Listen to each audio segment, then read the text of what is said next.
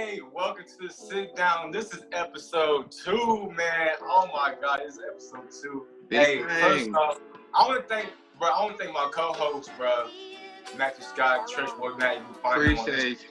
I want to thank him, bro. Hey, but before we start off, we gotta be advocates of this shit, bro. Stay in the house, stay safe, wherever, bro. Stay safe. But look, today is not about us. Today we have a very special guest in the building. He's on the phone. He's live, full effect, bro. He is a singer. He is a dancer. He is a guru of all split performer arts, bro. And on top of all that, he's just talented. He is a good friend. The one and only Antowan. What's up, Antowan? Thank you.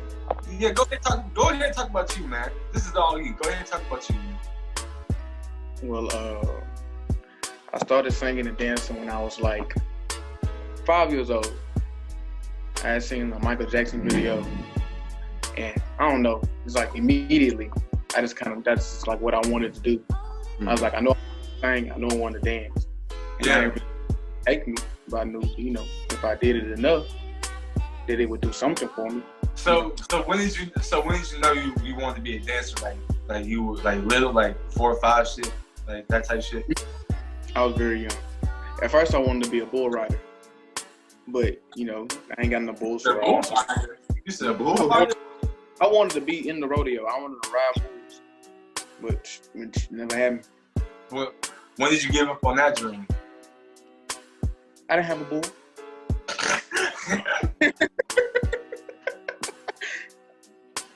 What? Okay, you said you listened to Michael Jackson when you were growing up, like young. So what influences did you have? Like, what inspires you, like, to be like a singer and dancer? Mostly old singers and gospel singers. Grew up in church, and so like that's Allen, Marvin Sapp. They played like a major part of me learning how to sing and being able to just learn how to belt notes. And old school singers like James Brown and Marvin Gaye and Jackie Wilson and all them. Donny Hathaway. Right. I didn't have Bobby Womack. Go ahead and say it. Go ahead and say it. Matthew, y'all know. I actually have a question starting in. And it's a sit down, so we're gonna go there. We're gonna go deep. With different stars in the media, because I've been know you was a Michael Jackson fan, also a C Breezy fan. Mm-hmm. How do you feel with the controversies that come up with the artists? And do you feel, because you was an R. Kelly fan too at one point, do you feel like we should separate their music from the scandals that go on in the media, or do you think it all takes into effect like the same thing?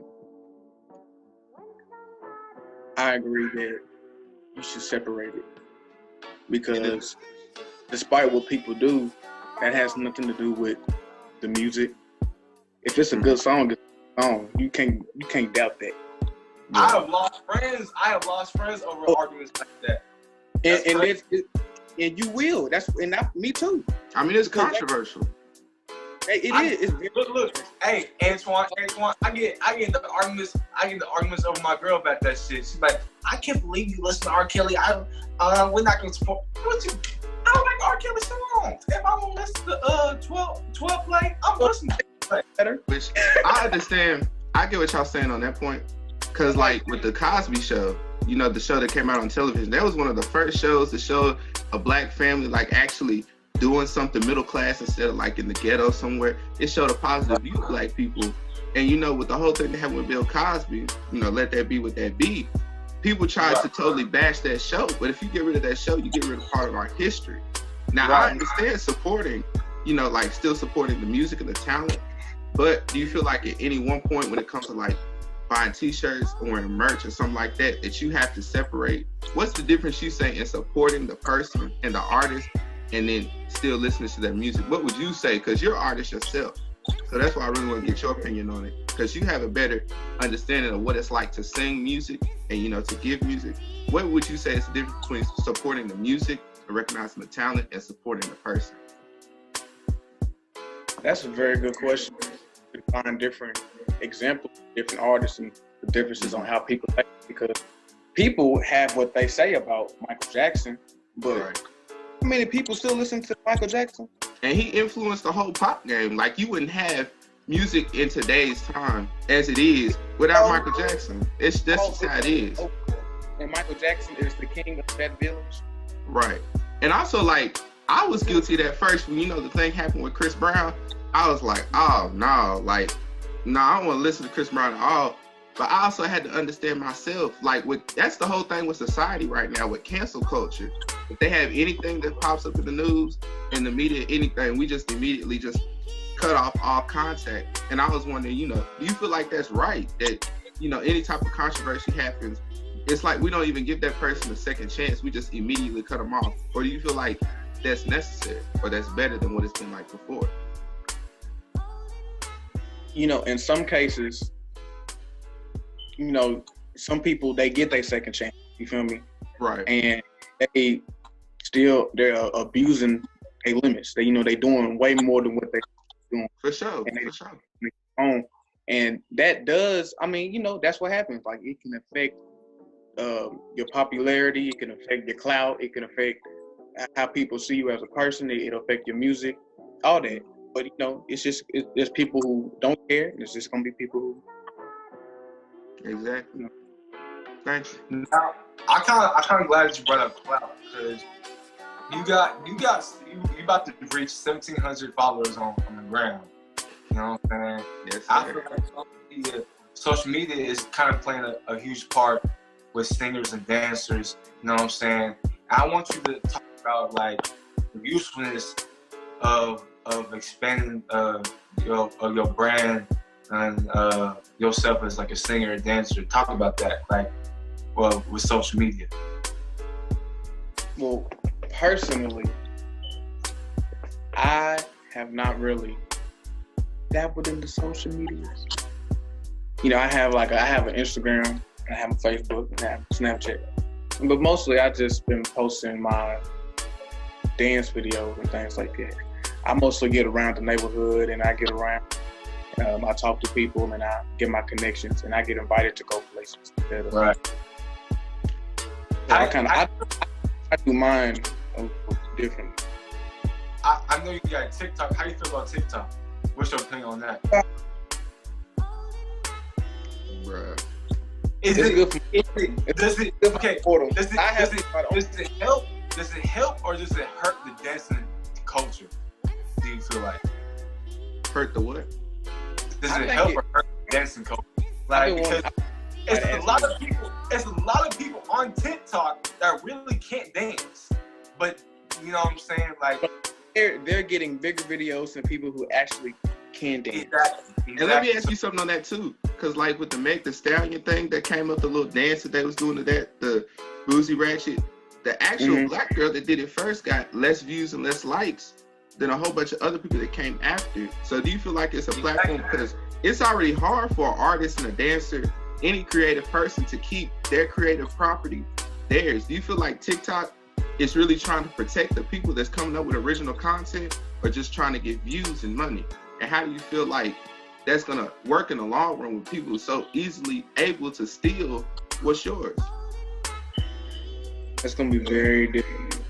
Because it's a lot of people who I've seen online, they were the creators of whatever dance on TikTok, and somebody else claimed it, and now they can't get it.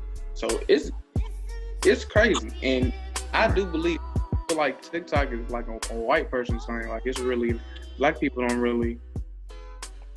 I mean, it is. It's kind of like a hype beast thing. TikTok is really like a hype beast thing. Like, it's like it is. It's like a big old trend. Because do you remember when it was Musically LY? What it was called? Yeah, when it was just like little kids. I remember. Yeah, I remember all that. When I was in like freshman year of high school, that's when I had one. Oh, he was on it early. Yeah, bro. I've been in the game, but I left. Trendsetter, yes, sir. Man, but yeah, like I think it's just like it's taken away from the real dancers, and it's just letting the people who like the hypebeasts, like this is bandwagons. And I also got another thing that TikTok brings us into. So you know how it was hard for like smaller creators to get big and get popular off their content? How do you feel that also connects to, like, we're all from a small town? You know, Gallatin, everyone really doesn't even know what Gallatin is. And I know, like, me and Chris, it's hard to break out when you from a small town. How do you feel like you trying to be an artist and really trying to break into the industry? Like, because just with dancing and singing, which already is heavily saturated, how do you feel like it's harder by you being from a small town, small community? One thing she always told me was that, you know, in Gallatin, it's a lot of people who actually have made it out. Mm-hmm. You feel me? Like, you know, like Brother Bass, he played for Al Green. And yeah. Things happen. I mean, life hits you very, very hard. Mm-hmm. And it's harder for you if you live somewhere where people really know you're even there. Right. So you have to get out there. You have to leave. You have to go somewhere. You know, because where we at, nobody knows we for real. For real. And then also with that, talking about Bro Bass, because we all know what happened with Bro Bass when he got out there, Al Green, looking at him now. How do you feel it's harder for people that's from these country bumpkin towns to avoid all the temptations and the corruption that's out there in the industry you're trying to break into?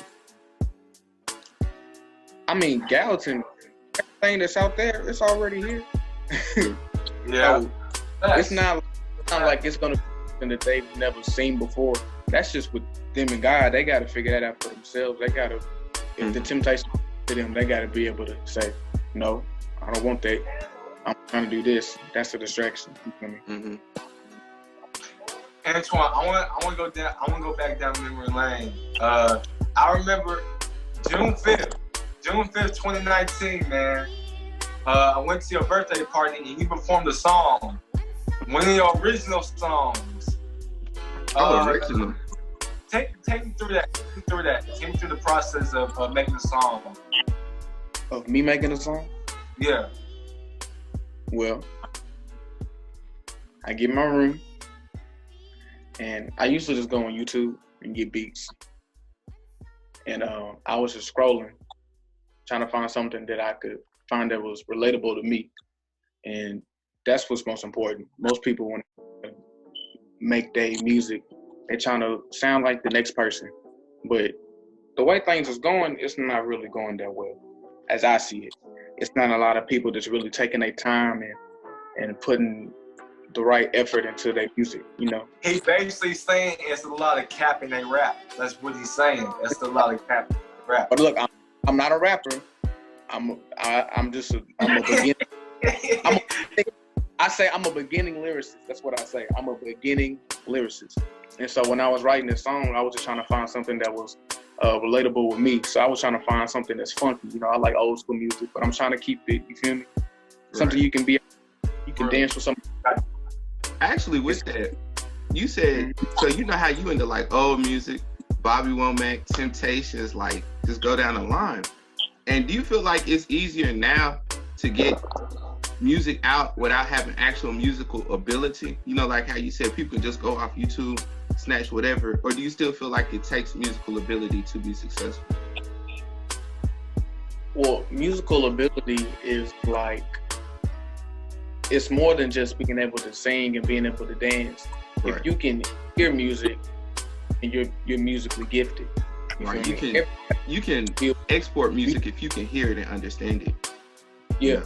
And we're not arguing, like, I know, trust me, we grew up with you. We know that you understand music. You have musical ability. I'm talking about like how with like SoundCloud and rappers, you know, anybody, even if they don't have nothing can say, just can get on there and just push anything out if they want to. Yeah, those dudes, they're different. And how does that affect like you, like people that's trying to come up and actually be serious about it? How does that type of competition and that saturation, you know, all the people coming into one place, trying to do the same thing, even the ones that don't have ability, how does that affect you and what you're trying to do? And like the small artists that are serious, you feel like that takes attention away from y'all? I feel like if you're doing what you're doing and you're doing it good, and that's the way you can express yourself, and if you can make money off of it, then hey, do that. That's how you got to get your grind on. Get your grind on. But awesome. But it can affect other people. It can affect people just, saying whatever into the microphone and you not really doing your best. And it's people that are doing their best and not getting that recognition that they is craving for. But if you that person, then bro, quit whining. Be better than that person so you can just be on top. If your bars is not as hitting as his and he's just making stuff up, then that means you got to do what you got to do and get your stuff better. Sure. That's really just how it is. I said I know, but do you think you under or overrated? You think I'm overrated? Yeah.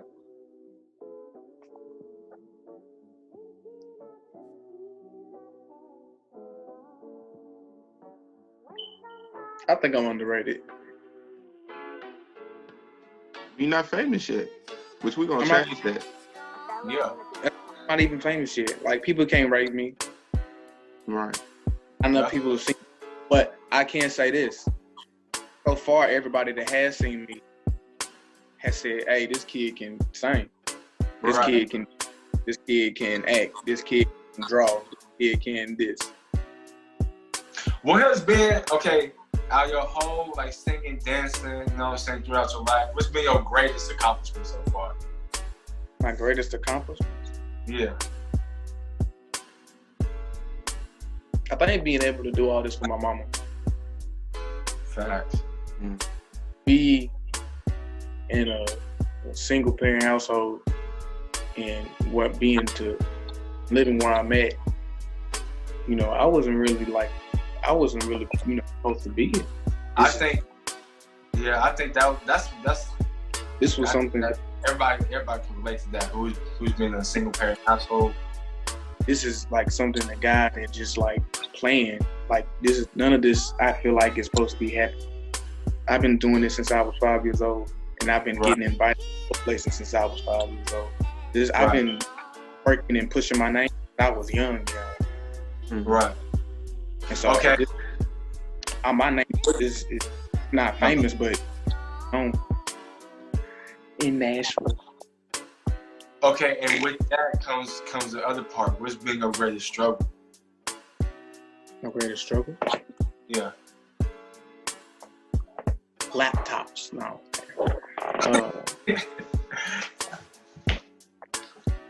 I think my greatest struggle was probably myself, because I sometimes doubt myself a lot. And that's just most people do that, same thing. Or I feel like if I'm doing a song, practicing it, I feel like it's not good enough. Amen. I have a question for you on that. Kendrick Lamar, his song "You," where he's really analyzing himself and beating himself up on what he's done in the industry, how he has to help people. Do you feel like we're creative people? Because I do that with myself. Chris, I know he does that. Since we're creative people and perfectionists at the same time, like Michael Jackson was, we can beat ourselves over about something and it can be good. Do you feel like that's a big hindrance or that's actually a help?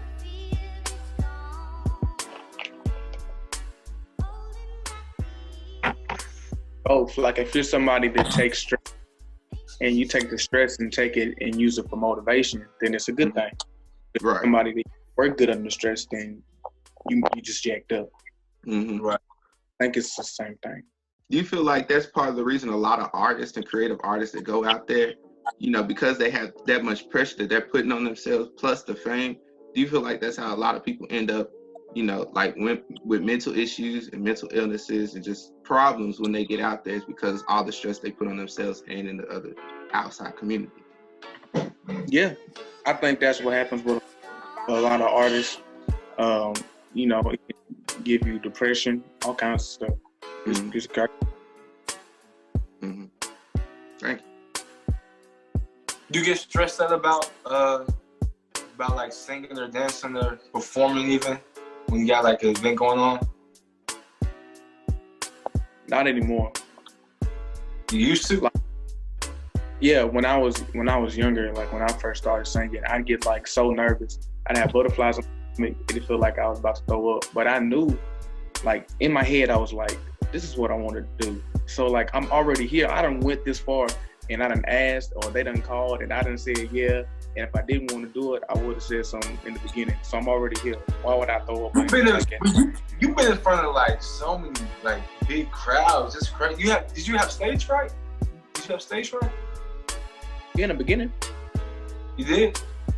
Yeah, Thomas, my cousin, you know Thomas. His brother had a graduation party, and so they had a karaoke competition at the party. And so Thomas knew I could sing, and my mom knew I could sing, but everybody else knew I could sing. Yeah. And so they made me go out there and sing. Right. After that, it was over with. That's crazy. Okay, so with the stage fright, did you ever like say in your mind like, damn, okay, these people think I can sing, but can I really sing? Like, was it like any self-doubt with you, like with that stage fright? Yeah, it was because I was so young, and like people told me I could sing, but like I knew in my head that I didn't sound like anybody on the radio because I was like 9. You know, I was young. Exactly. Like, it wasn't like mature enough to even, you know, it didn't compare to what I thought in my head was good. Cause self-doubt can really come, it really comes and goes. It can still happen to me because Matt can be like, hey bro, you good? I'm like, I don't know. I think this shit ain't working. You know, I think it's self-doubt come and go. But I think it's something you gotta work on every day, to be honest.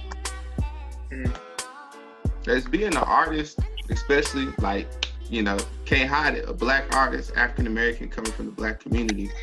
How do you feel like in the media, what's the responsibility of artists and creators on the image that they portray? Because like it or not everybody is able to be around, or not many people have been exposed to actually being inside the African American community.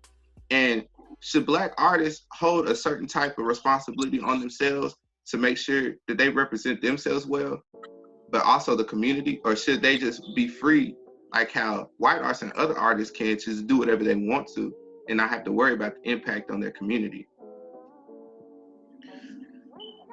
Well, it's a lot of, in all races, that they do a lot for, you know, if they don't do it for the community, they do it for other people. Mm-hmm. Right. So I think it just depends on how you see your community, and it depends on your community, really. Mm-hmm. Like, you know, stay on the north side, I do one thing for the north side. Right. If I give money is going to them, and you know, taxes and stuff is high and things like that. Right. That's where we from. What you got, that's what you feel like you have. Right. Exactly. Right. So you feel like it's a responsibility that you have to put on yourself and not just something that should be put on you. Because I understand. Go ahead. Because, you know, this is what I believe. I believe God had placed me here for a reason, and that this is where I should be putting my money to. This is where my church is. My church is here. My home, my mom, my family is here. Everything is. So this is what has raised me. It takes a village, and this is the village that raised me. So I'm gonna put my right. Because my thing was, a lot of times with black artists, it's almost like, because there does have to be some responsibility there, but it's like we just have to connect everything that they do back to the African American community. Do you feel like that limits what a person can do? And should we even try and do that?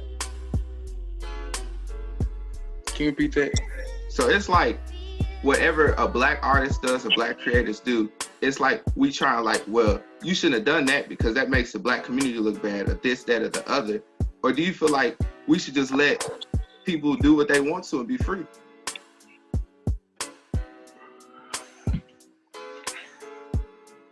That is a good question. It's a sit down. We're gonna come with it. Very good question. Will police officers give the same treatment to everybody else that they do? Like everything would have to be equalized. Like for it, and even now, nothing is still completely. Like nothing is. No way. Like everything has to be the same. Only thing I done seen good out of anything is us being in this quarantine and everybody getting stimulus checks around the same prices. Man. Most people did what they would if they was working. Mm-hmm. They regular. Like, everything would have to be the same. That's the same thing that doesn't happen. Mm-hmm. I feel you on that though. No, that's facts. As far as within your career, where do you see yourself within 5 years? Within 5 years, Yeah. if anything, out of Gallatin, still in connection with Gallatin, but out of Gallatin and touring places, seeing people, doing things, you know. I'm young still. I haven't really had to just fully spread my wings, but that's what the goal is. Right. No, I feel you. Is there anything that, you know, because this is your chance, your stage, your interview, anything that you want to talk about, like push of your own career, like what you doing in the future, what you want us to be watching out for? Yeah, any future plans, anything coming? Just be watching. That's all I'm gonna say. Just be watching for my face. Okay. If you want to see of me, add me on Instagram, Twan the Singer, TOWAN the Singer. All right, got you. Adam, Twan the Singer. All right, that's it, y'all. Real quick though. With that, I got something that I want to say real quick. As Chris already know, you know, I started my own little podcast. You know, it's called Dream Speech. It's on iTunes, Spotify. Just started it. You know, link probably be in the description. It's free. It's completely free. Just go check it out. Listen to your boy. You know, we're going to have guests on there soon and stuff. Plug yourself. Just a little thing I'm doing. Plug yourself. Go ahead. Tell him. Plug yourself. Appreciate you. You'll learn something. Follow him at Churchboy Matt Instagram. Thank you. Yes, sir. We appreciate you for coming out, Antoine. Yeah, yeah. Much love, bro. For the thing, Chicken Wing. This ain't gonna be the first. This ain't gonna be the last time, bro. This ain't gonna be the last time. We'll be back. Amen. We're gonna get the cracking jokes next time. All right. All right. Peace.